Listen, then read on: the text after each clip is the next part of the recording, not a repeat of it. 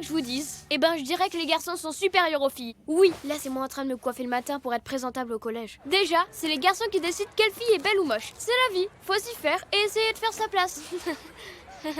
Les garçons commentent les filles entre eux et ils jugent le physique, l'élégance, la fraîcheur, etc. Celles qui sont choisies deviennent des populaires. Je vous rassure tout de suite, j'ai beaucoup de chance. Je fais partie des populaires.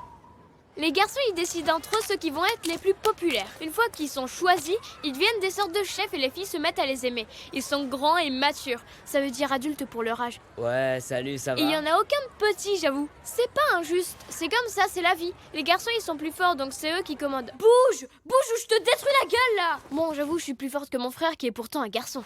Vas-y, lâche-moi. Mais c'est une exception, je crois. Ça se passe jamais comme ça. Les filles qui luttent contre les hommes, c'est les féministes, ça s'appelle. C'est bien, mais bon, elles exagèrent parce que... Bon, chez nous, en France, ça va. Les filles, on peut faire plein de choses quand même. C'est pas non plus la cata. Oui, des fois, je sors seule dans mon quartier habillée comme ça et tout va bien, en fait. Alors moi, je pense juste que pour améliorer la condition des femmes en France, faudrait interdire les comportements racailles chez les garçons.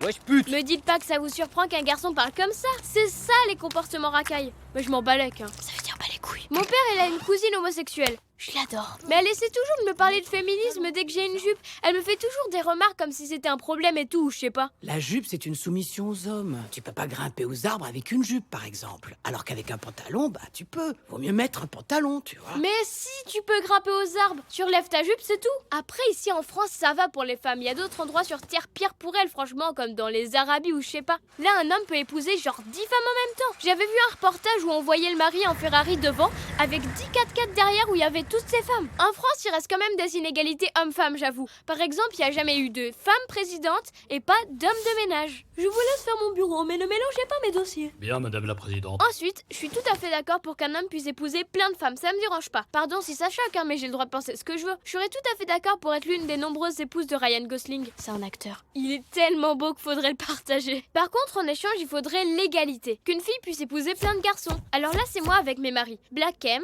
Kenji, Gims et Balavoine. Lui, je l'adore justement, c'est pas pour le physique, mais pour le talent. Voilà.